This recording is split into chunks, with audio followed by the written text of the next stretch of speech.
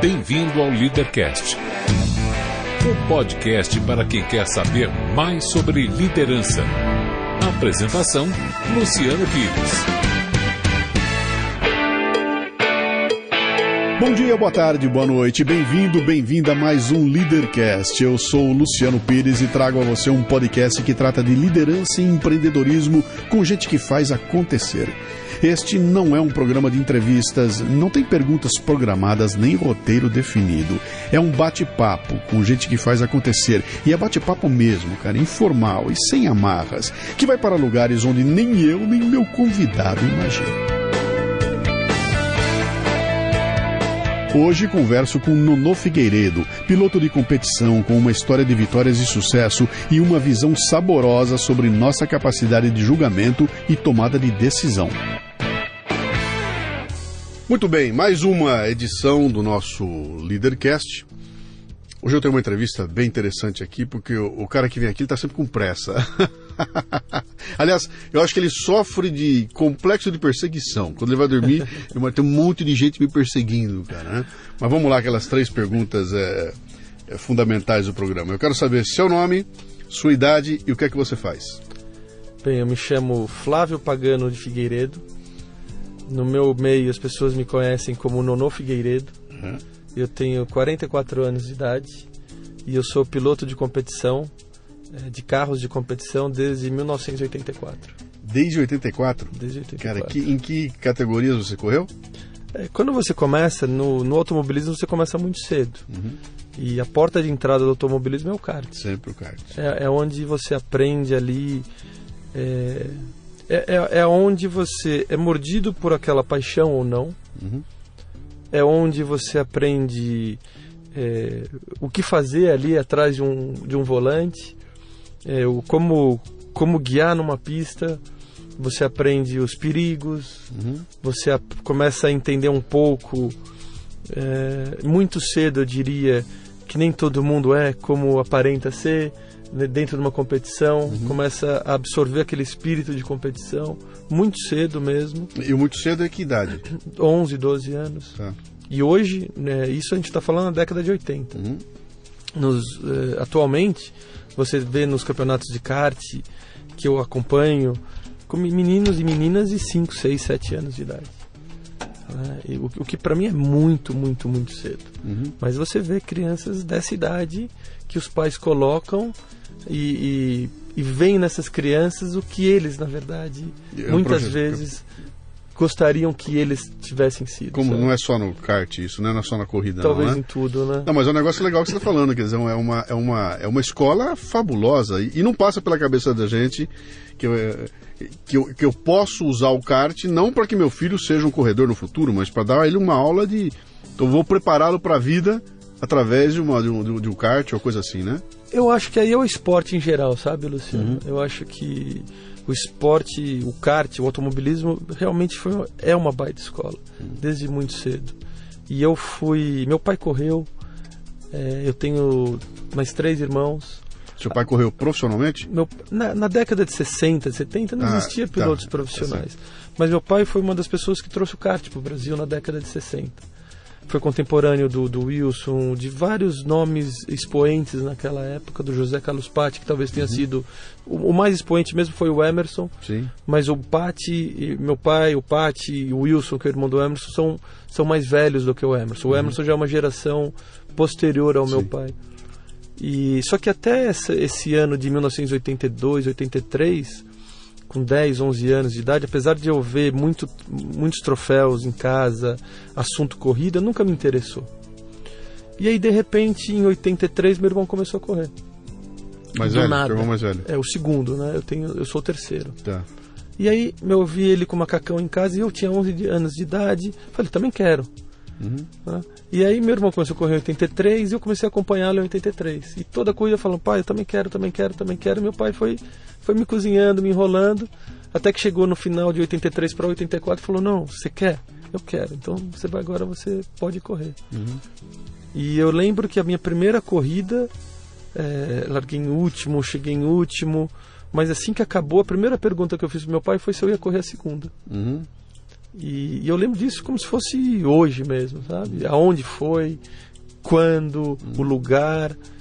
E aí foi assim, e aquilo tomou uma dimensão dentro de mim muito rápido, de eu já dizer para meus pais que eu queria ser um piloto profissional. Desde quando eu comecei a correr. O que foi que te pegou ali? Qual era o tesão? Qual foi o tesão para uma criança de 11 anos? O que é? É sentir o poder, Luciano, daquele motorzinho? Assim, não é a velocidade. Muita gente acha que é a velocidade. No meu caso, nunca foi a velocidade, assim, o prazer da velocidade.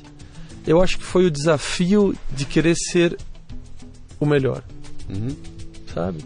Sim. E o desafio de você melhorar é uma pergunta que nunca ninguém me fez, mas algo com certeza aconteceu comigo, porque várias vezes meu pai e minha mãe tentando assim, sabe? Não, mas é isso mesmo.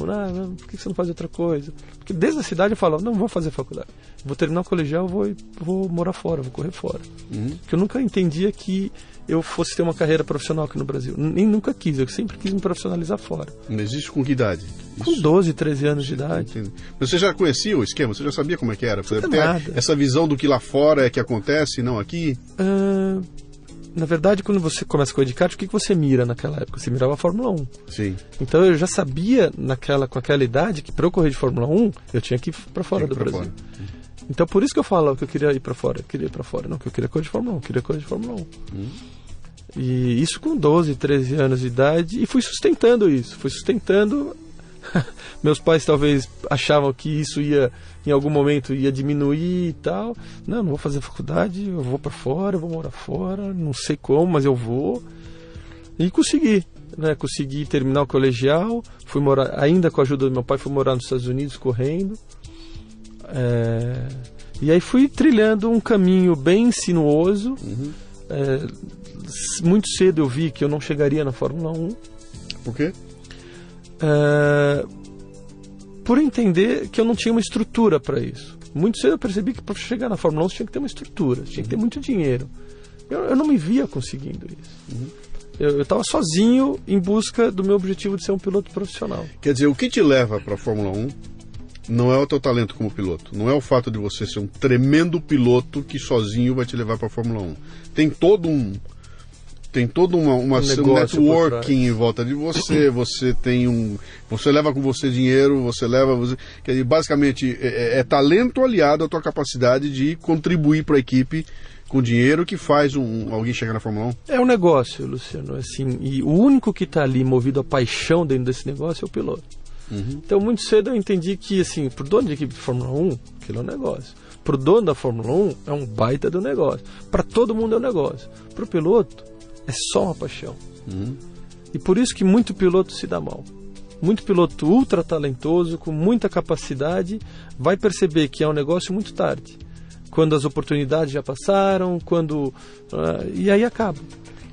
E aí eu me via sozinho nessa luta em ser um piloto profissional. Obviamente meu pai ali do lado, me ajudando no que podia, mas a gente nunca montou uma estrutura como o Rubinho teve, por exemplo.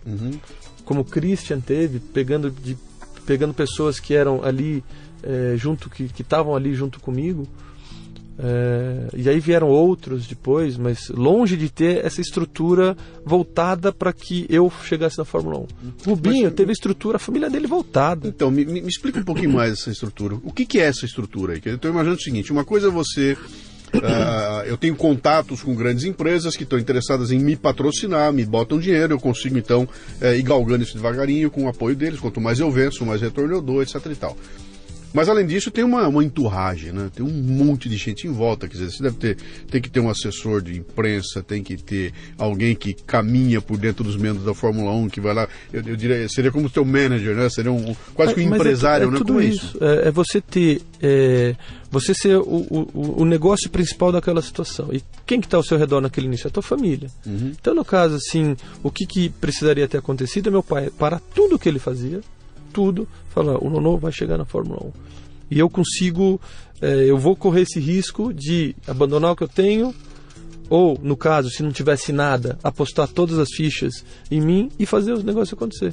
Foi o que o pai do Rubinho fez, foi o que a família do Christian fez, foi o que a família do Elinho fez, foi o Tony, na verdade, o pai do Tony morreu muito cedo, mas ele foi abraçado ali pela família do Rubinho, sabe? Então, assim, essa estrutura de você realmente com 13, 14, 15, 16 anos ser abraçado e ser visto como um negócio que vai dar, se der resultado, vai dar retorno daqui a 6, 7, 8 anos. E essa estrutura é igual, não importa o país que você vem, não importa de onde você estiver, todos precisam ter esse tipo de estrutura. Tem países que talvez uma estrutura menor, se você é um piloto inglês, está ali já no centro do automobilismo, é óbvio que fica menos difícil. Mas é aliar o talento com a capacidade de você ter alguém enxergando aquela situação como um negócio. Indo atrás do lado político, lado relacionamento, Fórmula 1, ou categorias um pouquinho abaixo. Indo atrás do meio empresarial, atrás do recurso, prometendo retorno e tentando dar esse retorno a longo prazo. É fazer mágica mesmo, Luciano. Mas sabe o que é legal? Você sabe que aqui o programa aqui, o pano de fundo é liderança e empreendedorismo, né? Se você fosse um músico, você estava me falando a mesma coisa, entendeu? É o mesmo processo para ser olha, para eu estourar e virar um popstar. É a mesma coisa, cara. Se você não tiver essa estrutura toda, ou seja, o meu talento como músico não basta para que eu possa ter sucesso. Eu entrevistei aqui o Kiko Loureiro, entrevistei o Maurício Pereira, entrevistei o Aquiles Priester, toda gente que está no nível legal como músico profissional, e a conversa é igual, cara, sabe? Então, uma coisa é o meu talento como o artista naquilo que eu faço, outra coisa é esse que eu chamo dos detalhes sórdidos que estão em volta, e de repente eu tenho que deixar de lado essa coisa que eu amo fazer, que é a minha arte, para ir me meter em fazer reuniões de terno e gravata para mostrar para um senhor que ele deveria investir em mim, né? E aí se abre um mundo completamente diferente, porque você tem que tirar a tua energia daquela tua ação, que em vez de eu estar aqui com a minha energia produzindo arte, eu sou obrigado agora a ir lá para vender a minha arte. O que de certa forma acontece comigo aqui, o podcast é a mesma coisa, né? O Café Brasil, e aqui eu faço exatamente isso. Quer dizer, tem um momento que é maravilhoso quando eu estou aqui no estúdio criando, e é fantástico, e de repente eu saio daqui, eu tenho que pegar uma malinha. Hoje não é mais malinha, né? Hoje eu pego o meu iPad e lá vou eu num cara sentado na frente para tentar vender pro cara. E nesse momento eu não sou mais um artista, né? Mas é uma composição que é irreversível, não tem como escapar dela, né? Quer dizer, quem olha de fora imagina que o piloto é aquele carinha que dirige muito bem, vai lá, pilota muito bem, senta lá e arrebenta, mas para chegar ali é complicado, né? Mas aí você me perguntou se lá fora é igual. Eu diria que a diferença é um pouco essa entre o cenário brasileiro, o cenário europeu e americano. No Brasil, nesses 30 anos, eu nunca encontrei alguém que pudesse fazer melhor do que eu o lado fora das pistas. Coisa que nos Estados Unidos e na Europa você vê gente mais especializada. Eu não tenho tanta propriedade assim, fui aprendendo apanhando. Sim. E apanho até hoje. Sim. Fazendo um curso aqui, um curso ali, mas eu aprendi muito mais na prática mesmo. Então o piloto aqui, muitos deles têm que dividir esse lado artístico com o lado empresário. E aí isso contamina, infelizmente contamina o teu lado artístico, falando, né, o lado piloto. Sim. O piloto ele tem que ter a cabeça vazia.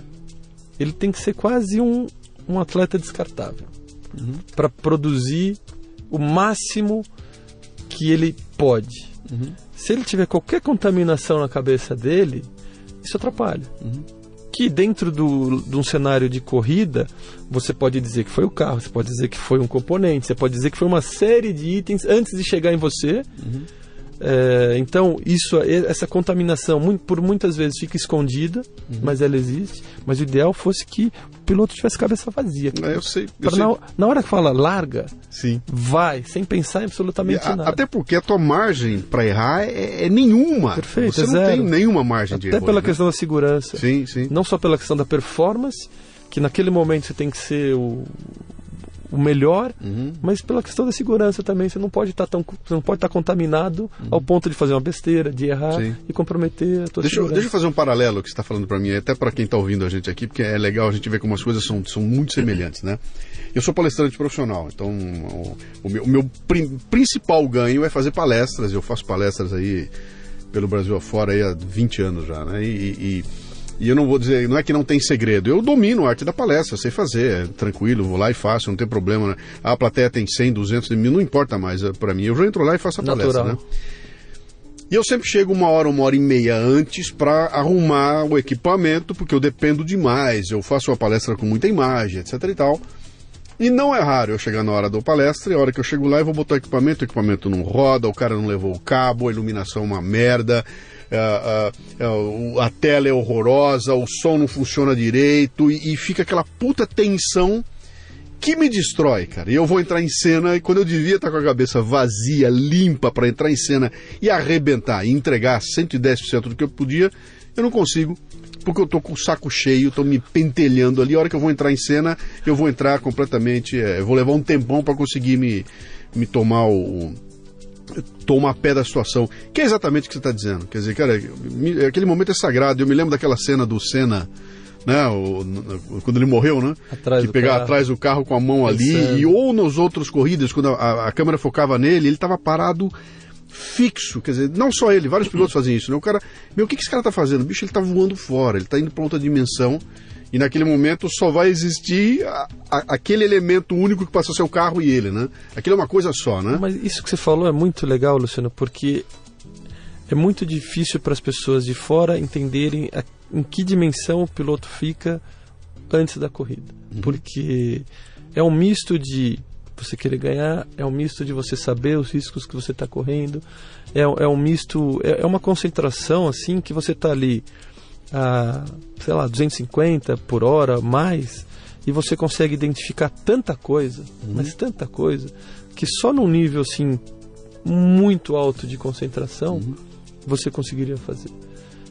Você está ali guiando, você está olhando para frente, você está olhando para trás, você está mexendo no carro, você está vendo a próxima curva, você está falando no rádio, e você está com uma margem de erro 0.000001.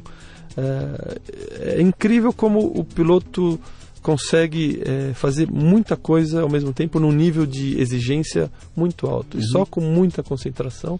Aí você pode perguntar, mas o que vocês fazem para ter tanta concentração? Deixa eu te perguntar, você tem um ritual?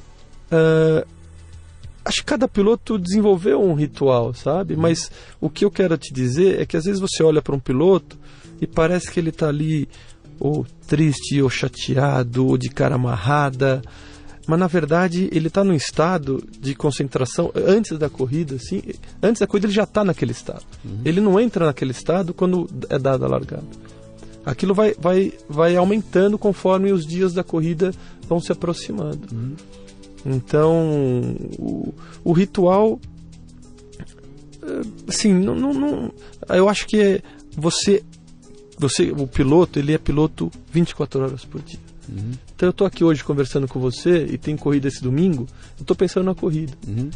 Parte da minha cabeça está pensando nos procedimentos que vão existir sexta, sábado e domingo.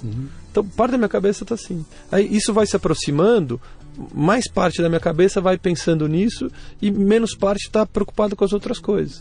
Mas eu tenho que guardar uma parte da minha cabeça para o lado negócio do piloto. Diferente de pilotos europeus e americanos que às vezes conseguem estar com a cabeça 100%, né, ela vai enchendo do negócio piloto. Então, acho que o ritual, assim, não saberia te descrever qual é que é, mas é uma concentração constante. Que deve ser a mesma coisa que acontece com qualquer atleta de alto nível, nem atleta, com qualquer performance de alto nível que você vai ter, não importa se é um atleta ou é um artista ou é um cantor, né?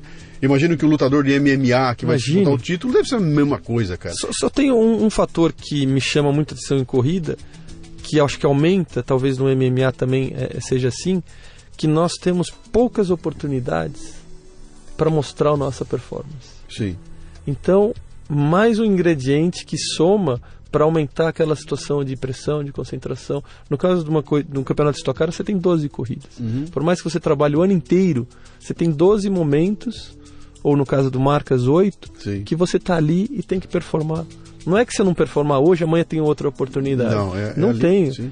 Então é você se preparar para aquela história, né? Treino, jogo é jogo. Sim. Na hora que fala vai, você tem que estar pronto. O cara do MMA tem 4 vezes no ano. E é interessante você falar isso aí, porque eu tava lembrando agora do negócio do futebol. Pô, futebol, cara, é o domingo, né? No domingo, mas, cara, tem mais 10 com ele no campo. Né? São 11, cara. Eu não tô sozinho. É você e você dentro do cockpit, e não tem pra onde olhar pro lado e falar, Zé, segura as pontas aí que eu vou fazer xixi. Não tem, né, cara? E carregando consigo uma equipe de pessoas que, assim, dão sangue para aquilo.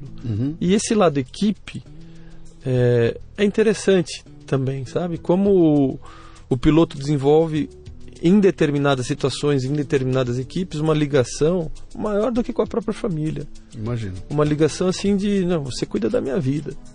Sabe? O mecânico tá ali, aquele mecânico que vem e te amarra mesmo, é um cara que você escolhe a dedo, sabe? Para dar aquela... que você tenha confiança que a pessoa tá ali cuidando da sua vida. Então é interessante esse sentimento que também é puro. Sim. Né? A cabeça do piloto é pura. Talvez a cabeça do artista seja pura. Sim. E o negócio é que vai contaminando. Né? O dinheiro, a vaidade, o ego, né? A maldade das pessoas, aquela energia ruim vai contaminando. Mas tem momentos que você vê que os sentimentos ali são os mais... São puríssimos, sabe? Isso é muito legal. Me fala uma coisa, essa engrenagem que você tem aí. Você tem uma equipe, essa equipe é composta de X pessoas, eu não sei quantos tem ali, mas digamos que tem ali 6, 7, 8, 10, 12, não importa. Uma equipe de corrida, não importa se é Fórmula 1, se é Stock Car, não importa. Você tem uma equipe ali. Quem é o maestro dessa equipe aí? É o piloto que é o maestro ou é o chefe da equipe?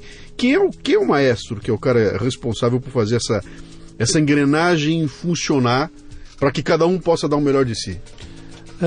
Aí importa um pouco a categoria. Se a gente for falar de Fórmula 1, o maestro vamos pegar o maestro da Red Bull, que foi a equipe que mais ganhou nos últimos anos, ou da Mercedes, que vem ganhando atualmente.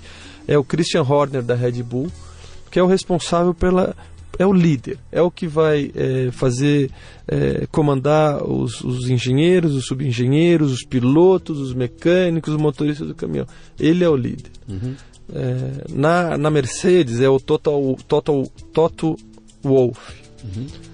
O piloto não é um maestro. O piloto é mais um componente desse sistema. Esse sujeito que você citou aí é o cara que vai mandar o piloto diminui para deixar teu companheiro passar para ganhar. Esse é o cara que dá ordem. É o cara que manda. Sim. O piloto pode ali ter um momento de rebeldia, Sim. Não fazer, o que é um baita de um erro, porque você trabalha numa empresa, num negócio. Você é muito bem pago para, falando de pilotos de Fórmula 1, você é muito bem pago para aquilo, você está defendendo uma marca, você não está defendendo você. Sim. Né? Então, até nessa situação, o lado piloto, artista, já está contaminado. Claro. Né? Mas é assim. Aqui no Brasil, você tem equipes que são assim, pouquíssimas equipes, e a maioria das equipes onde o piloto é quem trouxe o recurso. Como é que o piloto que trouxe recurso para aquela situação toda acontecer é visto como empregado? Não é. Então ele acaba sendo visto como o dono da situação. Sim. Mas ao mesmo tempo tem muito piloto que não se preparou para ser esse dono, para ser esse líder. Então fica uma coisa muito misturada. Mas o ideal é esse modelo que existe na Fórmula 1, existe na NASCAR, existem alguns campeonatos europeus, e que aqui na Stock Car e marcas, pouquíssimas equipes conseguiram implantar esse modelo de negócio. Como é que você vê essa... Você consegue notar claramente o modelo brasileiro de piloto, de equipe, que seja diferente do modelo lá de fora? Por exemplo, você fala ali, eu reconheço o modelo alemão, reconheço o modelo inglês, reconheço o modelo brasileiro. Existe isso? Um modelo não só da equipe como um todo, mas um modelo de liderança e tudo mais. Existe... O que eu vejo aqui, Luciano, salve-se quem puder. infelizmente. Então, falando do automobilismo como negócio, ele deveria ser uma hierarquia assim, muito bem definida. Confederação Brasileira, federações, organizadores, equipes, pilotos, mecânicos, essa é a cadeia. Mas se a parte o topo da pirâmide não faz a sua parte, que é o que acontece, a confederação, ela não atua para promover o esporte, ela não atua para fomentar o esporte, ela não atua para criar estrutura para o esporte. Então fica uma bagunça. Você está falando de futebol, vôlei, basquete, eu acho judô, que eu estou falando esporte em geral. Porque se a gente pega o futebol, que é o esporte talvez mais rico do Brasil, e que, né, do tamanho que é, com tantos apaixonados, e é do jeito todo mundo indo para cadeia agora. Imagine o resto. Né? Imagine as confederações que gostam de estar escondidas.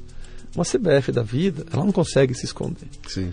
Agora, todas essas confederações que você falou, você pegar os presidentes, eles estão ali há 10, 15, 20 anos e querem ficar. Porque não tem um quarto poder ali, olhando. Não tem uma imprensa olhando, não tem uma comunidade desses esportes unida para tirar. O vôlei, que a gente achou que era o mais organizado do mundo 1 ano atrás, 2 anos atrás, apareceu um escândalo. Sim. Então, essa cadeia aqui dentro do automobilismo é muito ruim. Comparando com os Estados Unidos, Europa, Austrália, não tem comparação. Ali funciona. Tentando dar um exemplo claro dessa falta de gestão, a gente não vai ter um piloto na Fórmula 1 tão cedo.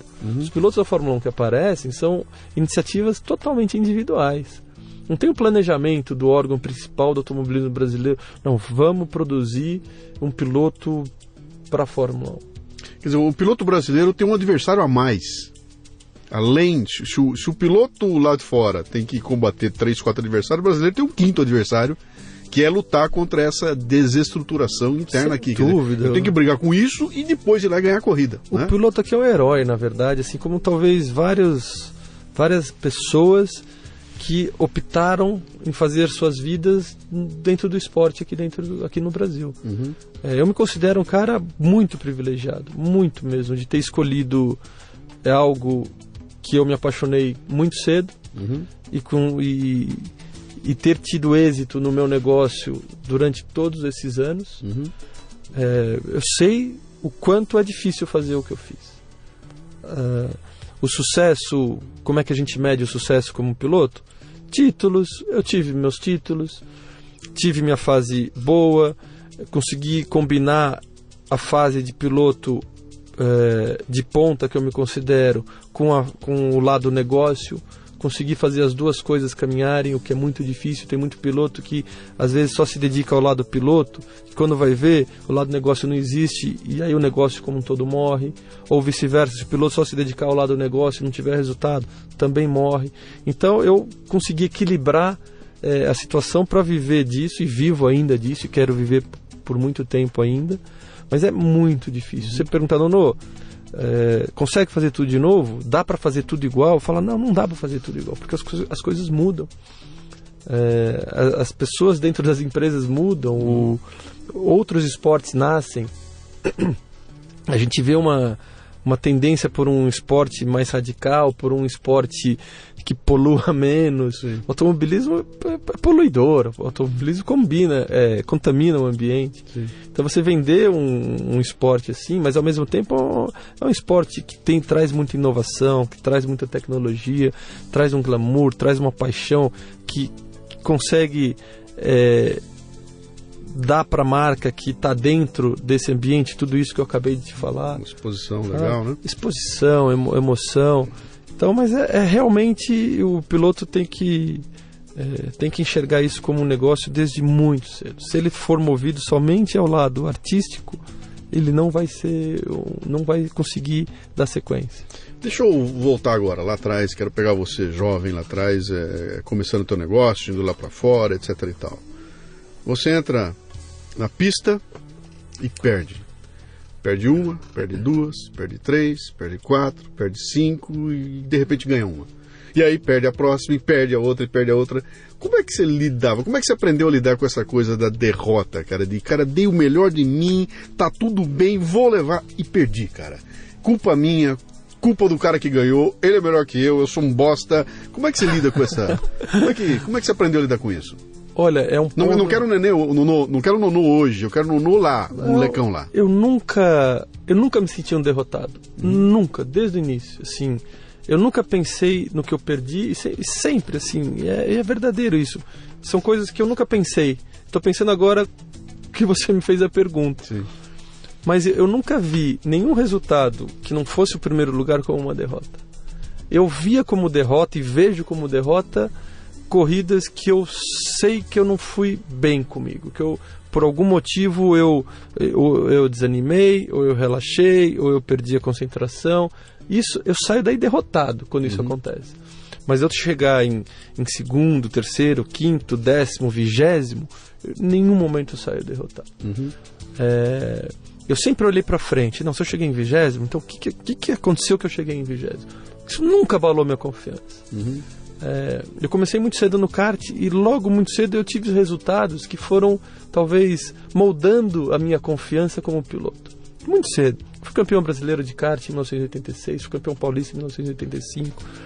Em situações assim, nesse caso do Campeonato Brasileiro de Kart em Florianópolis, meu kart quebrou na tomada de tempo. Eu larguei em último da repescagem e eram 4 corridas que definiam o campeão. E daí de último da repescagem eu fui na primeira bateria, cheguei em 10º, na segunda em 6º, no terceiro eu ganhei, na quarta eu ganhei. Então eu tive situações que assim, é engraçado que muito cedo falaram, Nonô, você tem capacidade. E aquilo nunca foi abalado, nunca, até hoje. Nunca. Minha confiança, assim, essa confiança mesmo, nunca foi abalada. Tem momentos que você, talvez, não perdendo essa base, possa estar mais confiante e menos. Sim. Mas essa base, assim, né, de eu ficar inseguro, se alguém falar para mim, não, você não é um bom piloto, nunca existiu. Até porque você sabe que não é verdade. Não, porque eu vejo que muitos pilotos ficam preocupados com o que os outros acham. Mas você está falando uma coisa fundamental. Eu entrevistei aqui a Leila Navarro, né? A Leila chegou aqui e a gente começou a conversar. Ela falou o seguinte, cara, a pessoa vem e me chama de feia. Eu não tô nem aí porque eu não sou feia. Entendeu? Então, na cabeça dela, né? Tá na minha cabeça que eu não sou feia, então não adianta me chamar de feia. Eu não vou assumir que o que você está dizendo vale, né? Que no teu caso é a mesma coisa. Eu quero chegar, não, você é um piloto de merda aí. Não, desculpa, cara. Eu não sou. Né? Eu não sou. E eu reconhecer isso. Agora, isso é uma coisa que você construiu. E você falou muito bem. 2 coisas que me chamaram a atenção. Primeiro é o fato desses resultados aparecerem logo cedo e você poder experimentar isso, né? Segunda coisa é você falar que o que me mata é a sensação de que eu relaxei. Né? Puta, relaxei, bicho. Podia ter feito um pouco a mais e não fiz. E nesse momento você se sente punido e tudo mais. Que tem tudo a ver com essa questão de você compor o que é que te leva ao sucesso, né? Um dos pontos é esse, a autoconfiança, é você saber, cara, eu estou me preparando, estudei para isso, né? Tô interessado, sei que eu tenho condições de fazer e não relaxo. Não vou relaxar. Quer dizer, você está sentado comigo conversando e a cabeça está lá. Domingo, teu compromisso, e a hora que eu chegar lá, eu vou pegar para valer, né? Isso leva a gente para imaginar que é um grau de profissionalismo que tem tudo a ver com essa coisa da paixão, que acho que é um modelo meio que brasileiro, né? Quer dizer, a gente é movido muito a essa questão da paixão, que explica muito dos grandes sucessos que o brasileiro tem, né? Você pega os nomes que apareceram no esporte brasileiro aí, que você fala, o próprio Emerson, você vai pegar o Popó, pega lá o Guga, pega os meninos da natação, você vai ver que aquele cara é um bicho estranho que se dedica de corpo e alma àquilo. Alguns deles até fizeram aquilo porque era a atitude da vida deles, né? Você pega um Popó, o que ele tinha na vida dele para fazer, cara? Se não fosse aquilo, ele estava enfiado num buraco lá, né? Ou vem pro MMA, que é o que está em voga agora, né? Pega os meninos campeões, o cara tá fudido no fim do mundo, arruma aquilo e de repente aquilo se torna a vida dele, aquilo, né? E é uma entrega total ali que compõe um elemento importante, que é esse elemento da paixão e da dedicação total. Agora, do lado disso tem uma estrutura que, se ela não funcionar, esse cara vai quebrar a cara. Sou um apaixonado, mas quebra a cara, um belo dia eu pego e desisto ali, né? Os pilotos de sucesso, sem exceção na Fórmula 1, todos tiveram isso. Todos tiveram esse lado paixão, por maior estrutura que eles tiveram também. Todos saíram daqui, foram morar fora, sabe, assim, sofreram, foram movidos à paixão mesmo. Se isso não existisse, eu acho que pouquíssimos teriam conseguido. Pouquíssimo. Quer dizer, aquela coisa racional e analítica do tipo, estou aqui para... Não tem, né? O lado emocional, quando você sai da sua casa, do seu ambiente e vai para um país totalmente diferente, totalmente... Eu gostei muito da Inglaterra, mas é um ambiente que, na maioria das vezes, assusta. Então, se não houvesse esse lado paixão, todos, o Rubinho, o Christian, o Elinho na Índia, o Tony, o próprio Massa, sabe? Todos foram assim, realmente é isso que eu quero. Sim. Então essa paixão é fundamental e diferencia o brasileiro. Então, agora vamos falar um pouquinho mais dessa paixão e de como é que você enfrenta um momento em que você tem que tomar uma decisão na tua vida, que foi aquele momento em que você falou, cara, não vou conseguir chegar na Fórmula 1. Né? Então isso seria suficiente para broxar qualquer um e dizer, bicho, legal, então vou voltar, vou fazer meu curso de Direito, de Agronomia, de Economia e vou ser um executivo numa empresa. E você falou, não, pera um pouquinho, cara, se não dá na Fórmula 1, vai dar em outro lugar, em cima do automóvel, pilotando, que é a minha paixão, né? Como é que foi esse momento de você constatar que fala, puta, bicho, não dá, por aí não vai dar, eu vou mudar o caminho? Como é que foi isso? Assim, não foi um estalo, eu acho que as próprias situações que ocorreram depois que eu saí do kart foram me dizendo exatamente isso. Então foi um processo, assim, de... Né, talvez um ano depois que eu saí do kart, por mais que eu tentasse chegar na Fórmula 1 ainda, eu sabia que eu tinha que buscar alternativas. Isso nunca me broxou. Sempre o que me moveu, Lúcio, é colocar objetivo, assim. Quando eu vi que eu não ia chegar na Fórmula 1, eu falei, eu quero ser o melhor piloto do mundo de carros de turismo. Né? Isso assim, conversando com você, eu vou resgatando essas memórias. Sim. Eu vou ser o melhor piloto do mundo de carros de turismo. O que eu tenho que fazer para ser o melhor piloto do mundo de carros de turismo? Primeiro, começar a correr em carros de turismo. Depois, ir para a Inglaterra, que é lá que está o melhor campeonato do mundo, que está a Fórmula 1 dos carros de turismo. E eu fui e cheguei, e corri. Então, assim, sempre o que foi me movendo foi, não, qual que é o meu próximo objetivo? Eu nunca olhei, e não olho ainda hoje, o que eu perdi? Nunca olhei, nunca. Sempre assim, qual que é o próximo? Não dá para ser campeão da Stock Car? Então eu vou ser campeão do Brasileiro de Marca. Não deu para chegar na Fórmula 1? Então eu vou ser o campeão mundial de carros de turismo. Então é assim. A Fórmula 1 não é um fantasma para você? Nunca. Não, quando você vai dormir, ela não fica te assombrando ali. Eu só tenho coisas boas do automobilismo. O automobilismo me ensinou muito.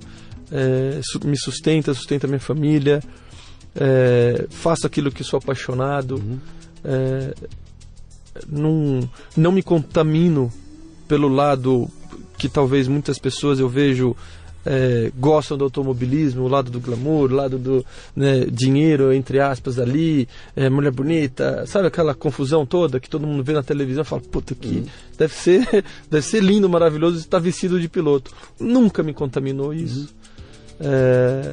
Então, assim, sou extremamente grato e me considero um cara, assim, privilegiado, mas tenho muito a fazer dentro do automobilismo. Então, o que eu não consegui fazer, nossa, não... Assim, eu podia pensar também do jeito que você falou, o Rubinho correu comigo, o Christian correu comigo, o Elinho correu comigo, o Tony correu comigo, e vários outros.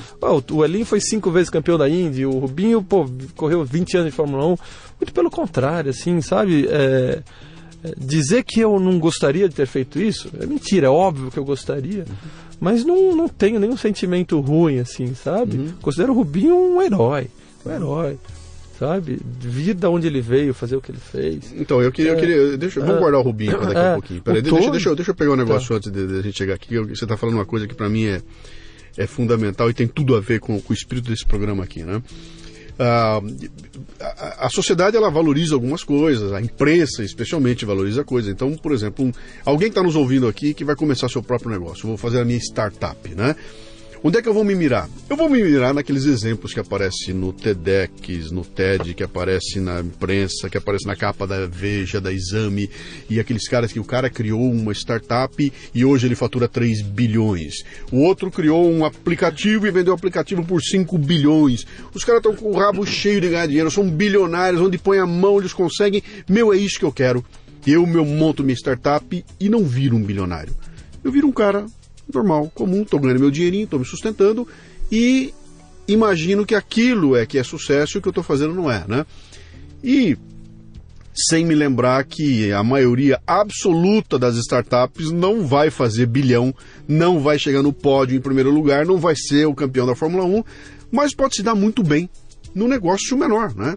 Então tem uma discussão muito grande em cima disso aí, que é esse pessoal que fica mostrando os cases de sucesso e falando, cara, olha aqui, mire-se nisso. Fala, pô, legal, pra me inspirar é muito bom, mas bicho, quantos Neymar tem? Sabe, tem um Neymar para 2 milhões de jogadores ganhando um salário mínimo, né? Dá para chegar lá? Olha, até dá, mas, cara, é complicado, sabe? Não basta ser bom naquilo que eu faço, né? Isso, de certa maneira, desestimula muita gente, porque o cara fica de olho naquela loucura e fala, cara, não, aí você tá dizendo para mim, fala, não, pera um pouquinho, bicho. Se não dá para chegar até ali, eu tenho outros caminhos onde eu posso me dar muito bem e posso me sentir recompensado, vitorioso, sem ter que necessariamente ser o bilionário, o campeão dos campeões lá na ponta, né? Para chegar nesse tipo de consciência e em meio a essa pressão que o mercado exerce, é um negócio complicado, né? Porque eu também quero a mulher bonita, eu quero o dinheiro bonito, eu quero o carrão, eu quero aquela coisa toda. Agora, vencer isso tem que ter um nível de consciência além, né? Ou seja, como é que você fala isso para um moleque de 19 anos que está nos ouvindo aqui, está desesperado para explodir? Eu acho que esse sucesso todo é uma consequência, né? Quando você pega esse cara aí que ganhou bilhões, que vendeu o seu negócio e tal, a gente não sabe a história real dele, quantos negócios ele perdeu, quantas vezes ele não se deu bem até acertar um negócio que deu bem. Então eu não me iludo com essas coisas, assim, sabe? Eu acho que o que eu consegui dentro do automobilismo foi e é ainda por muita dedicação. Não adianta eu falar, não, eu quero ser o tricampeão do mundo da Fórmula 1, pô, o Piquet foi, eu também quero, e não, o que eu faço? E esquecer do dia a dia, da sementinha que você tem que plantar hoje. Eu acredito muito nesse trabalho de sementinha. Você planta hoje, vai plantando, planta 100 sementinhas, uma hora uma brota. Então se você pega naquela, outra hora outra brota também, você vai formando o teu campo ali de sementes que germinaram. Então é muita dedicação, é se preparar. Eu não acho que o sucesso é a quantidade de dinheiro que você tem no banco. Eu não acho. O sucesso não pode ser medido por isso, na minha opinião. O sucesso para mim, Nonô, não está ligado também a eu ser um piloto campeão 20 vezes da Stock Car, 20 vezes do Brasileiro de Marcas ou 20 vezes da Fórmula 1. Não tá. O sucesso está ligado a você ser eu carregar e conseguir colocar em prática, o que é difícil, os valores que estão aí para todo mundo colocar, que é a educação, é o respeito, pode ser um clichê, mas não é. É isso que me alimenta de felicidade, é poder transmitir para minha filha, sabe, as coisas boas. O saber perder para mim é uma lição. Você falou, né, um pouco tempo atrás, como é que você lida com a derrota. Eu nunca achei que eu fui derrotado, mas você saber perder, identificar que o outro foi melhor, para aprender com o que o outro fez de melhor, ou entender que você, né, não conseguiu fazer aquilo ali, mas aquilo não te machucar, e você valorizar o cara que ganhou, isso é uma vitória. Para mim, o campeão mesmo, ele só é um campeão quando ele sabe perder. O cara que não sabe perder não é um campeão. Não pode ganhar uma corrida, pode ganhar 2 corridas, mas não vai ser o campeão. Então eu acho assim que depende muito de como as pessoas medem o sucesso. Eu não olho um cara que tem bilhões e falo, também quero ter bilhões. Não vai mudar minha vida. Eu quero ter o básico, eu quero morar num país que me dê o básico, que a gente não mora nele, não. Né? Então eu luto para isso. E a ferramenta que eu uso para lutar, para ser uma pessoa completa, é o automobilismo. Fazendo da forma profissional, é uma paixão, mas não é uma paixão acima da minha família. Não é uma paixão acima do que eu quero para minha filha, do que eu quero educar minha filha. Sabe? Não pode ser. É uma visão um pouco diferente da cultura que nós temos no Brasil. O Brasil é um país que ele não valoriza nada que não seja o primeiro lugar, né? Quer dizer, você pegou em segundo, você é um bunda mole, né? A medalha de prata é nada. Mas eu acho que a gente tem que combater isso, Luciano. Pois é, eu concordo com você tremendamente. Se a gente não falar, a gente não combate isso. Acho que é perfeito, cara. Então vamos voltar ao Rubinho, né? Eu fiz o trabalho todo de recuperação do carro lá dos Fittipaldi, quando eu fiz o Copersucar, né? Aquele todo trabalho de reconstruir 30 anos depois o carro, botar o carro andando. Tive com o Wilson, tive com o próprio Emerson. A gente conviveu um bom período lá para poder botar. E aí eu ouvi as histórias inteiras e descobri rapidamente que independente do trabalho do carro em si, tinha uma história a ser recontada lá, porque o que entrou para a história foi que aquilo foi um baita fracasso, que aquele carro não ganhava, que só quebrava, que era dinheiro jogado fora, que os caras eram uns loucos e tudo mais. E quando você pega e põe os números e olha para a estatística, fala, bicho, não era nada disso, cara. Pelo contrário, os caras fizeram coisas que do arco da velha, que se eles fossem argentinos, você tá com o saco na lua de ouvir os caras dizer que o melhor no mundo eram os Fittipaldi, né? Mas como era brasileiro, entrou pra história. Não, com esse sabe, o Keck Rosberg correu na Copersucar e depois foi campeão mundial. Exatamente, o Adrian Newey era da Copersucar e virou o próprio Emerson, para abrir mão dos títulos e vir correr na Copersucar, né? Mas essa dimensão não passou. E quando eu lancei quando nós fizemos aquele projeto, que nós lançamos o livro reconta essa história toda, foi muito legal. Agora eu vi a Globo voltar agora, fizeram 18 minutos, botaram no ar, que legal. Eu falei, isso nós falamos quando fez 30 anos, né? Mas um dos pontos importantes ali foi eu preparei uma palestra que eu faço até hoje, chama-se o Complexo de Vira-Latas, onde no meio eu conto esse processo da reconstrução do carro e reconto a história. E a plateia fica embasbacada porque eles nunca tinham visto aqueles números, né? Eles não sabiam que o Copersucar quebrava menos que Lotus, menos do que Ferrari, né? Eles não sabiam da numeração. E eu mostro aquilo tudo e o pessoal... E aí chega um momento que eu faço uma comparação entre dois pilotos. Boto dois pilotos sem identificar quais são e falo, esse piloto aqui ganhou isso, ganhou aquilo, ganhou... Esse segundo aqui ganhou isso, ganhou aquilo, esse bicampeão... nitidamente melhor que o outro, né?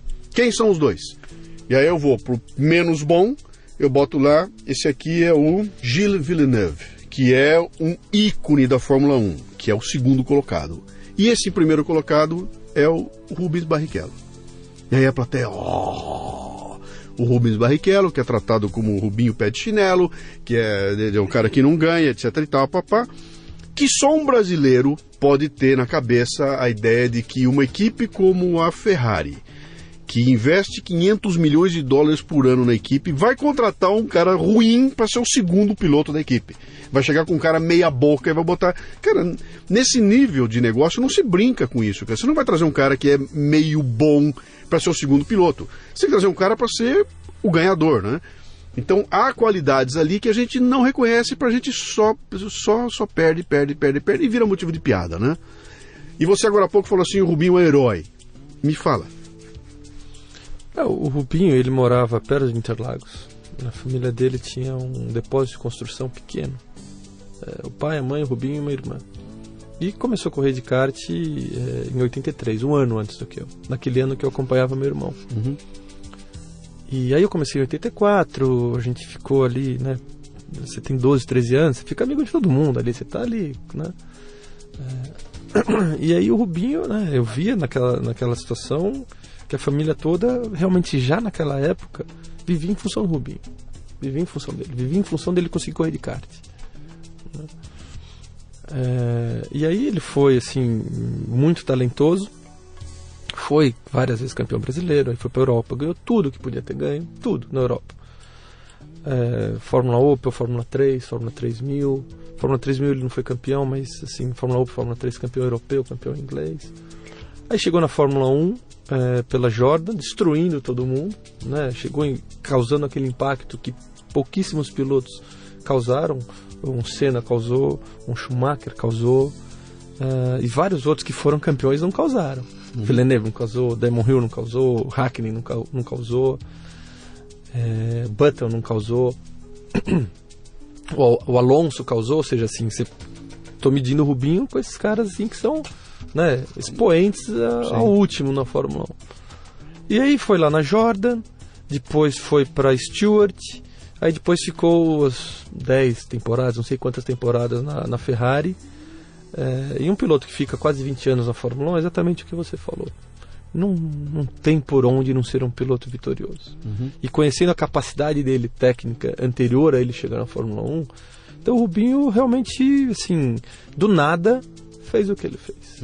Obviamente com aquela estrutura que eu te falei que é necessária, que a família voltou desde muito cedo para fazer o Rubinho acontecer. Mas de qualquer forma você dá um dado aí importante, que é o seguinte: a família dele, ele não era filho de um milionário que botou dinheiro no filho, ele era filho de um dono de um depósito simples, assim, não faltava nada, tudo. Sim, mas não tinha, longe de ter qualquer condição de fazer o Rubinho correr de Fórmula forte aqui no Brasil.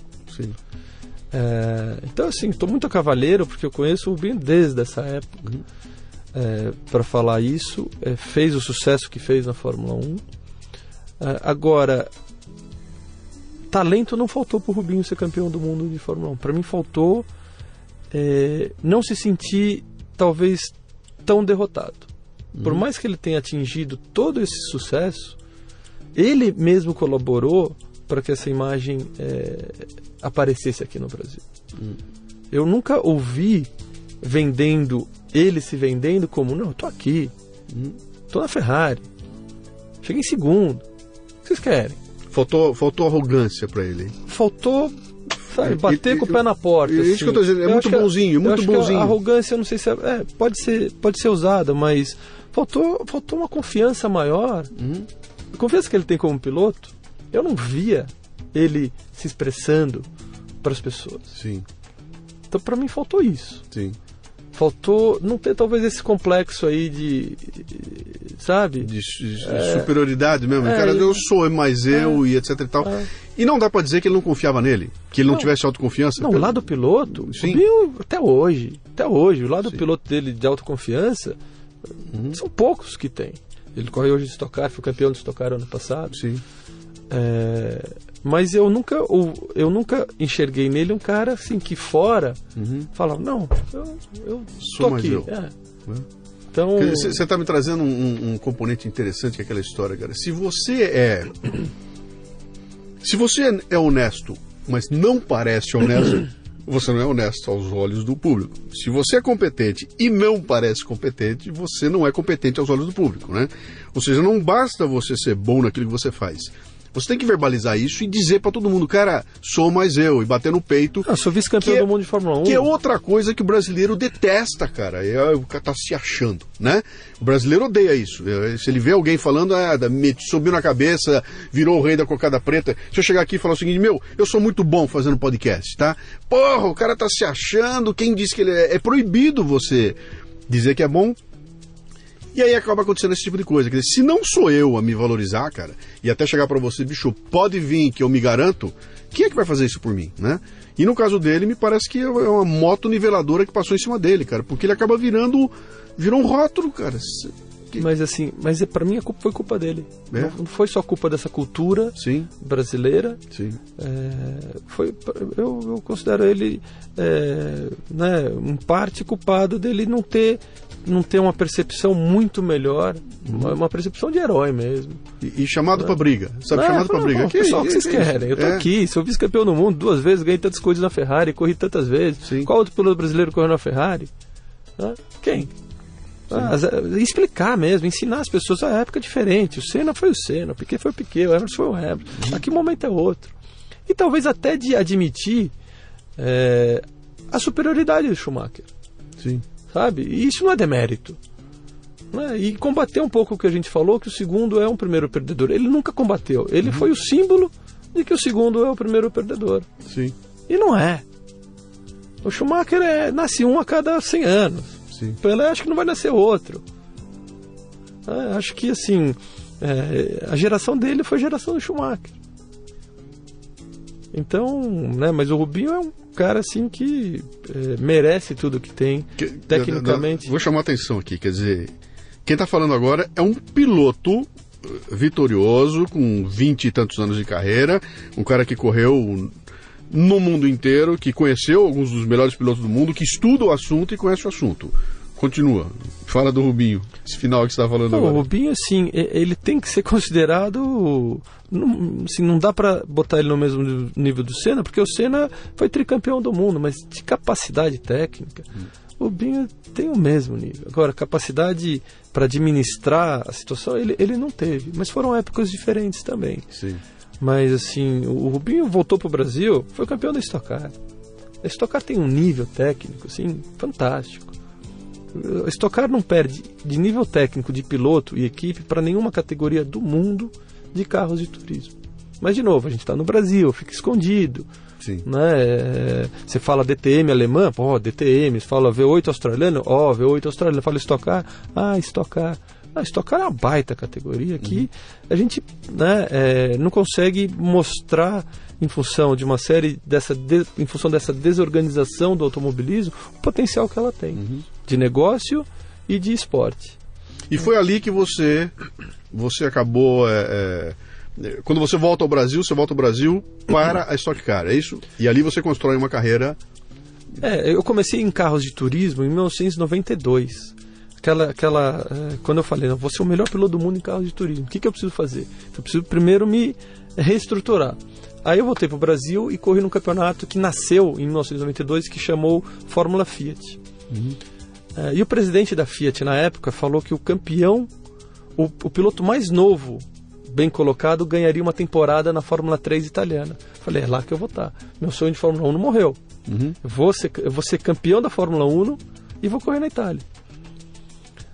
Dito feito, eu fui, eu tinha ido para os Estados Unidos, voltei para o Brasil, comecei a correr de Fórmula 1 em 92, fui campeão. No meio do ano, eu falei para minha mãe, eu vou ser campeão e vou morar na Itália ano que vem, então eu preciso entrar no curso de italiano. Entrei no curso de italiano, e sim, no meio do ano, a gente não sabe o que vai acontecer em corrida, mas eu falei, eu vou ser campeão e vou ir para a Itália. Entrei no curso de italiano, fui campeão, fui para a Itália. A Fiat me patrocinou um ano lá. E aí no final desse ano a Fiat não quis renovar o patrocínio. Eu voltei para o Brasil e definitivamente me dediquei a carros de turismo. Falei, então agora, já que fui para a Fórmula 3 e, né, não vou sair daqui, vou definitivamente correr em carros de turismo. Voltei para o Brasil na Fórmula 1, que foi onde eu comecei a ganhar um dinheiro, né? Fui bicampeão da Fórmula 1 em 95, voltei em 93, 94, 95, 96 eu corri aqui no Brasil de Fórmula 1 no Stock Car. Fui bicampeão de Fórmula 1, campeão da Stock Car em 94. Falei, tá bom do Brasil, agora eu preciso ir para a Inglaterra, que é onde o melhor campeonato do mundo tá. Aí juntei tudo que eu tinha de economia, que eu tinha ganho nessa época.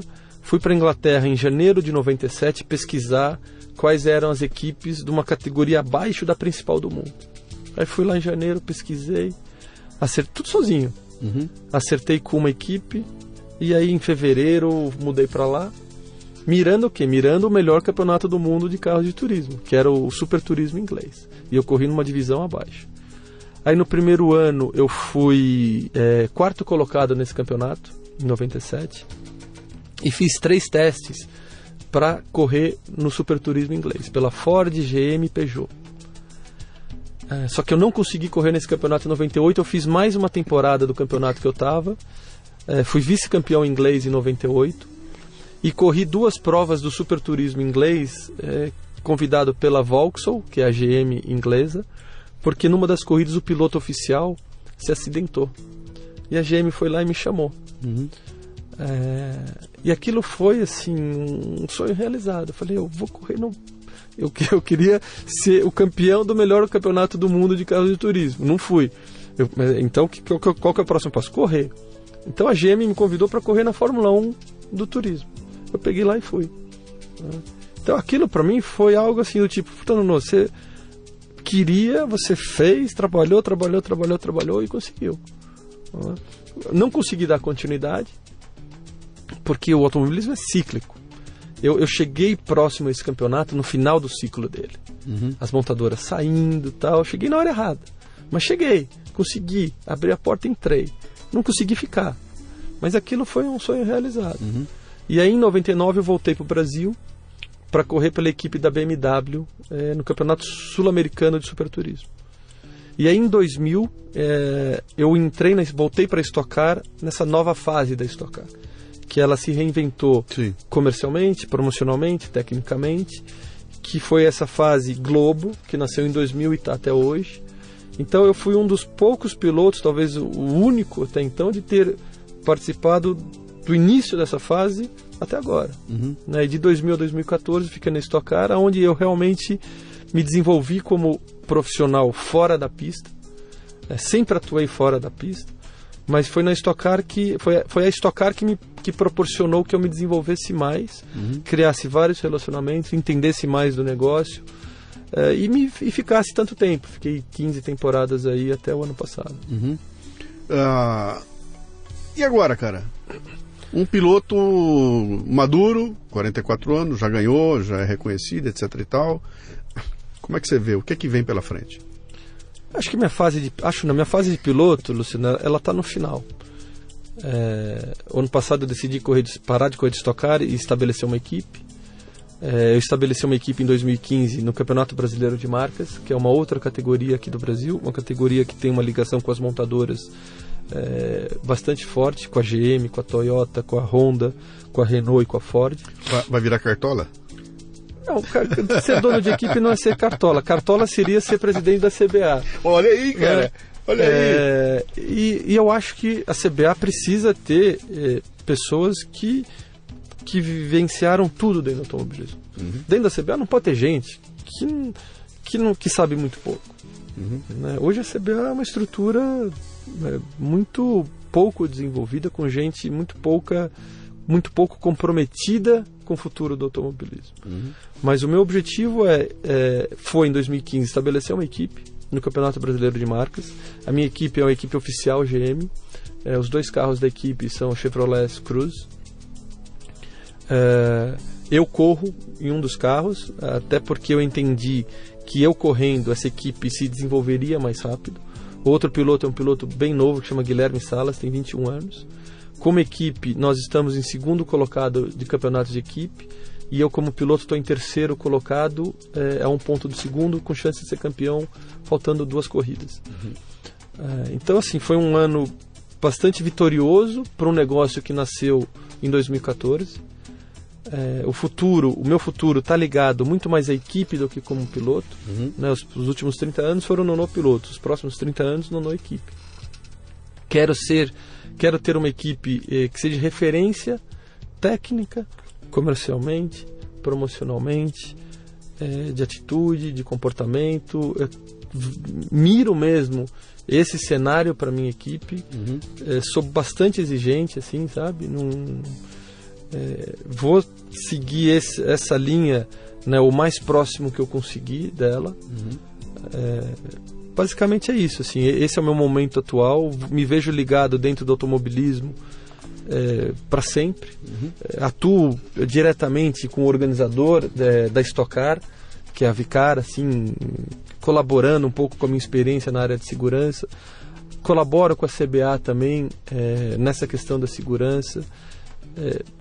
Sei da minha responsabilidade como alguém que viveu tanto tempo desse negócio e tenho vontade de colaborar para o esporte que me ajudou a me fazer profissionalmente. Assim, não existe aquela situação, não quero devolver nada para muito pelo contrário, tenho vontade de devolver para o automobilismo, né, o que eu puder para fazer com que esse negócio, esporte, continue vivo e cada vez melhor. Não vejo isso em muita gente, o que me frustra, porque eu acho que a gente tem que realmente devolver um pouquinho. Em todas as áreas, né? Em todas as áreas você vê isso aí. É uma coisa que eu não me conformo, né? Eu falo, cara, vou fazer um paralelo meio idiota, mas que acho que funciona muito bem. Essas duplas de cantor sertanejo que estão montadas no dinheiro, cara. Esses caras tinham que fazer uma escola de música para formar músicos brasileiros e assim vai. E o grande escritor deveria fazer a mesma coisa, e o grande médico, advogado, e o grande engenheiro. Concordo. Terminei, cara. E isso é uma cultura também que lá fora existe muito, né? Quer dizer, pô, cheguei onde eu queria, estou muito bem, o que eu vou fazer agora? Eu vou fazer um trabalho de social na África. E os caras vão, né? O brasileiro não está muito acostumado nisso, não. Nós estamos indo para o final aqui. Mas eu não quero deixar cair uma peteca aqui, que é um negócio que eu queria, que acho que é fundamental pra gente falar aqui. Eu quero saber como é que você lidava com o risco, cara. Você tem uma família, você tem uma filha, você tem pais, esposa, papá, e você, quando entra num carro e bota o teu macacão e o capacete e entra num carro, você começa a correr um risco de vida. Por mais que você está correndo um risco de vida, né? Como é que você lidava com essa questão do risco, cara, de saber que, bicho, pô, tá chovendo, não tá legal, tem um maluco, como é que você, cara, eu acho que eu posso morrer. E de repente você tá lá tocando a sua vida quando acontece um acidente como aquele do Rubinho, que o Rubinho quase vai, o Senna vai, e você olha e fala, meu, esses caras estão onde eu tô, fazendo aquilo que eu faço, de um jeito igual, podia ter sido eu, cara. Como é que você faz para olhar para isso e falar, bom, legal, vou tocar em frente? Como é que lida com o risco? Olha, eu acho que eu lido não pensando muito nele, sabe? Acho que se você pensar mesmo, vai te atrapalhar. Mas eu sei que ele existe e eu me protejo. Uhum. Como é que você se protege? Primeiro, estando muito, muito preparado para fazer aquilo que você faz. Eu sei o que eu tenho que fazer, como eu tenho que fazer, eu sei com quais pessoas eu tenho que me cercar. Eu não vou correr em qualquer lugar, de qualquer jeito, com qualquer carro. Mas mesmo você se protegendo dessa forma, existe o risco. Existe o risco, como aconteceu na Stock Car. Alguns pilotos, 3 pilotos morreram, um em 2001, nessa fase que eu corri de Stock Car, que foi o Laércio Justino em Brasília, o Rafael Esperafico e o Gustavo Sonderman, esses 2 últimos na categoria de acesso a Stock Car. E é algo que, assim, quando isso acontece, assim, realmente choca num nível absurdo. Me espanta até como a vida continuou tão rapidamente depois dessas situações, sabe? Assim, como aquele cenário voltou ao normal, então me espantou, sabe? É algo que eu nunca falei, mas assim, como é que pode acontecer uma coisa daquela? Sim. E o cenário aqui, Stock Car, automobilismo, retomar tão rapidamente. O que foi feito para que isso diminua? Todo mundo trabalhou, tentaram aumentar a segurança, mas eu não penso muito que eu possa me machucar, sabe? Eu me protejo, mas quando eu estou dentro de um carro, o único pensamento que tem é fazer o melhor, sabe? Assim, quando que nascem os acidentes graves? Quando tem uma falha mecânica, quando numa corrida sob condições muito difíceis de chuva, quando você corre em pistas que não deveria correr. Então, assim, são situações que você consegue se proteger. Sabe? Então, eu me protejo da melhor forma possível. Os pilotos falam sobre isso entre si, se mobilizam. A gente tem alguns cases muito interessantes aí, inclusive aquele documentário do Senna recente é muito legal, o momento em que ele levanta, solta o verbo lá e se rebela, mas fica claro que nem todos os pilotos entraram na dele, que a maioria lá, não, eu vou correr e dane-se, né? Tem uma união? Os pilotos já foi mais unido, não é? Tem. Nessa situação do Senna, se eu não me engano, não era exatamente por uma questão de segurança, e sim uma questão da chicane, se podia cortar o caminho ou não, que foi exatamente o que aconteceu com ele e com o Prost. Quando o assunto é segurança, acho que o melhor documentário disso é o do Lauda, que é o filme... Sim. Eu esqueci o nome. Rush. Quando naquela corrida do Japão, decidem dar sequência à corrida ou uma corrida anterior. Não, na corrida que o Lauda sofreu um acidente que pegou fogo o carro dele. Ele levantou e falou que a corrida não deveria acontecer. Só que aí mais da metade não concordou e a corrida deu sequência. Então aquele foi um cenário que mostrou uma desunião e naquela época não existia essa preocupação. Era um automobilismo realmente assim, bruto, ultra perigoso, que, sei lá, cada 3, 4, 5 corridas morria um. Isso é um absurdo. Na época, nos dias atuais, quando o assunto é segurança, todo mundo levanta e fala, não vamos fazer. Se é uma situação que está clara, não vamos correr. E já houveram situações assim na Stock Car. Corridas, por exemplo, em Salvador que choveu. Não estava chovendo muito. Corrida televisionada ao vivo pela Rede Globo. Começou a chover um pouquinho antes, não correu. Esperou, e você pode imaginar o que é uma corrida ao vivo pela Rede Globo. Não tem que começar naquele minuto e terminar naquele minuto. Não vai correr. Ninguém correu. E aí a corrida foi adiada 1, 2, 3 horas até que a pista tivesse condição, e o lado comercial ficou em segundo plano. Fantástico. Então, quando o assunto é segurança, todo mundo se une. Sim. Deveria se unir também no assunto, na questão negócio, que aí o nosso negócio seria muito melhor. Sem dúvida. O piloto tem a mania de tratar outro piloto como inimigo. Isso é um erro. Né? O outro piloto não é um inimigo, o outro piloto é um competidor, né? Que naquele momento, mas fora daquele momento, tem que ser visto como alguém que pode ajudar o negócio a crescer. Claro, é bom. Quanto maior o bolo, mas todo mundo vai ganhar com isso. Se for um bolo pequenininho, esquece. Sim. Tem a mentalidade assim de, né? Não, se eu não tenho, que bom que o outro também não tem. E não, que bom que eu tenho alguma coisa, assim, o outro cara tem mais, mas tudo bem, mas eu tenho alguma coisa. Então, aí você me leva para outro risco. Você falou, eu montei uma equipe, etc e tal. Meu, esse treco é caro, bicho. Não custa barato. Qualquer que seja a equipe. Se eu quiser montar uma equipezinha de kart, é caro, cara. Tudo é caro, né? E você depende de grana para isso aí, cara. Você tem que estar batalhando lá, tem que buscar. Então, você chegou aqui pelas mãos de um patrocinador. Quem indicou você para vir falar comigo aqui foi a Nakata. Beijo para Sabrina, um abraço para o Serjão. E eu tava procurando, né? Falei, vou precisar pegar um piloto, tá na mão, o patrocinador seu, né? Como é que é esse lado aí, cara, de você falar, muito bem, vai começar 2016 e eu tenho um orçamento para 2016 que é desse tamanho, é gigantesco, e eu não tenho essa grana na mão, vamos sair atrás, né? E eu não sei se eu começo dia 1º de janeiro, já sabendo que eu vou ter dinheiro até o final do ano, eu só vou ter 3, 4 meses de dinheiro, né? Como é que é? Isso é um baita risco também, né? De repente, aliás, a Copersucar acaba assim, né? Acaba lá, quando podia começar a tirar resultado, pum, o bicho quebra e o dinheiro desaparece e ela termina desse jeito. Né? É um risco constante, é um risco que eu tenho do meu negócio desde sempre. Sempre. Eu chegava em dezembro, e agora? Será que meu negócio continua? Negócio piloto? Será que eu vou correr ano que vem? Será que eu vou ter chance de manter meu negócio vivo, a minha paixão? Então eu fui aprendendo a lidar com esse risco também. Aí quando eu me tornei dono de equipe agora, esse risco eu diria que financeiramente é bem maior,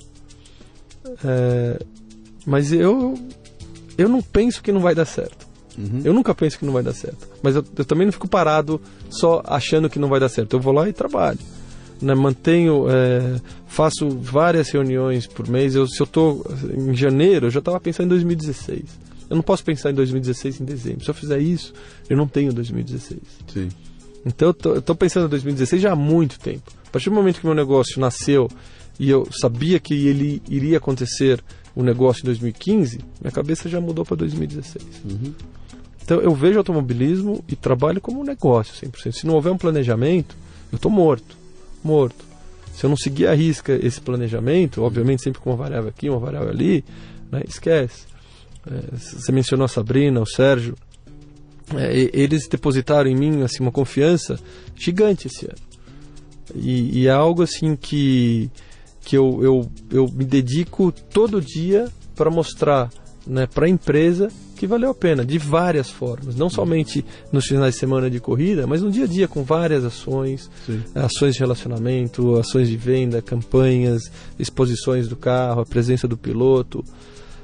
Então é o trabalho fora da pista que existe, que pouquíssimas pessoas conhecem e que é feito. E o que eu vejo que essas empresas querem? Querem estar ligadas a pessoas sérias, a pessoas profissionais, a pessoas que estão ali fazendo de tudo para entregar a mais. E eu sou esse cara. Eu vou fazer de tudo para entregar mais do que o que está combinado ali no papel. Posso até não conseguir, mas não faltou comprometimento, não faltou dedicação. E é isso. Eu vejo que uma grande diferença da Europa, dos Estados Unidos aqui no Brasil é que aqui no Brasil as empresas gostam desse perfil comprometido, trabalhador, né, desses negócios paralelos, assim, um patrocínio. Sim. Né? A empresa gosta de estar ligada a pessoas com valores próximos ao que ela prega ali. Eu vejo aqui no Brasil várias empresas que não compram o resultado, que estão ligadas ao automobilismo a qualquer custo. Então, o cara pode ser 10 vezes campeão de Stock Car, mas o cara tem uma imagem assim, não quero. Eu vejo que as empresas preferem o cara que está ali, lutador, que obviamente tem a competência para fazer aquilo que faz, mas que está ali, mostrando que está lutando. E não um cara que faz coisa errada, que, sei lá, faz coisa errada no trânsito, mas é um fantástico piloto. Não é por aí. Então, eu vejo esse cara assim, bem dedicado e comprometido com aquilo que eu faço. Muito bem, Nono, fantástico, cara. Eu não consigo ver outra área. Aliás, existem outras, mas essa aqui é muito icônica, né? Esse negócio da corrida, do piloto, de envolver essa questão de liderança, de empreendedorismo, quer dizer, um baita de um business onde quem não sabe o que é, olha de fora e só vê um carro e um piloto e acha que aquilo é o lance, e não é nada disso. Essa visão romântica, se existiu, acabou na década de 70, né? Perfeito. De 70, 80, né? Então isso mudou bastante, isso é um grande negócio. Eu acho que o Brasil deu uma barrigada com a morte do Senna, né? A gente tinha aquele lance todo do herói, e aí é uma coisa impressionante, porque um piloto se transformou num ícone nacional, que, quando a gente fala do Senna, não é sobre corrida mais, é uma outra história, né? Personagem. Você acabaram de pintar agora o rosto do Senna num prédio em São Paulo, apareceu na televisão e tudo mais, e é um grande herói brasileiro, e o cara era um piloto de Fórmula 1, né? E se torna um herói porque, muito menos pelas vitórias que ele teve em si, porque outros também tiveram várias vitórias, mas muito mais pela imagem que o cara passou numa época e que aquilo que você falou, certeiro, cara. Se fosse o Emerson na época do Senna, talvez desse o mesmo resultado, né? O mundo muda, as coisas mudam barbaramente. A corrida de hoje não tem nada a ver com aquela que era antigamente. Você próprio comentou comigo que os custos de Stock Car subiram astronomicamente, então já virou uma outra coisa hoje. Um piloto de Stock Car de hoje, eu não sei se ele venceria nos anos 80 ou 90. E o de lá hoje também talvez não funcionasse, né? Então essa coisa desse dinamismo, da mudança, e o que eu achei muito legal é essa tua tranquilidade aí, cara, sabe? Bicho, legal, não tá dando certo por aqui, eu vou por ali, tô feliz com o que eu tô conseguindo e vou permanecer nisso. Quer dizer, venceu o meu momento de piloto. Parei.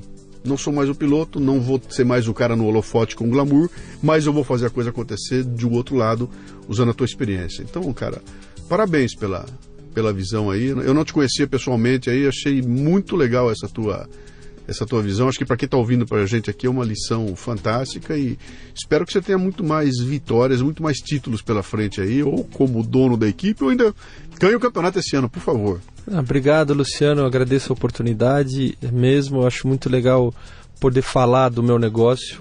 Não são muitas oportunidades que nós temos. Acho que quanto mais a gente divulgar o automobilismo como ele realmente é bom para o negócio. Esse lado do empreendedorismo, ele existe muito forte, nem sempre com muitas orientações. Eu apanhei muito, né, no início, e dessas horas foi que eu fui me fortalecendo. Nunca o que eu apanhei me desanimou, muito pelo contrário. Então eu realmente assim, agradeço ao automobilismo muito, e vou continuar aí lutando, e é uma luta diária, né? Acho que as pessoas não podem ter a ideia de que eu estou sentado aqui esperando as coisas acontecerem. Não estou. Mesmo depois de tanto tempo, eu me vejo assim trabalhando tanto ou mais para que meu negócio permaneça vivo. Um abraço. Obrigado. O Leadercast chega até você com o apoio da DKT do Brasil, que possui a maior linha de preservativos e géis lubrificantes do país, com a marca Prudence. Além disso, a empresa se orgulha de contribuir com a DKT Internacional, que mantém 21 programas de marketing social em 19 países. Quando você compra um produto da DKT do Brasil, está ajudando a financiar projetos de planejamento familiar e prevenção às doenças sexualmente transmissíveis no Brasil e no mundo. Visite o facebook.com/DKT Brasil. Na hora do amor, use Prudence. O Leadercast é lançado por temporadas e já temos dezenas de entrevistas publicadas. Para livre acesso a todas as temporadas completas, você precisa ser assinante da Confraria Café Brasil. Saiba mais acessando leadercast.com.br.